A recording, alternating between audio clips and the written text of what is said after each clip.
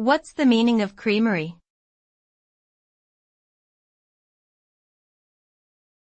Creamery.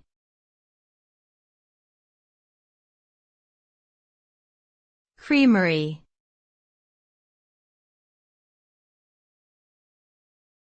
Creamery.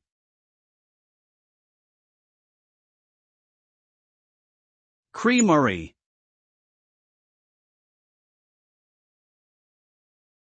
A creamery is a place where milk is processed into dairy products such as butter, cheese, and ice cream. It typically consists of a facility where milk is received, pasteurized, separated, and further processed into various dairy products. Creameries may also have on-site retail stores or sell their products to grocery stores and restaurants.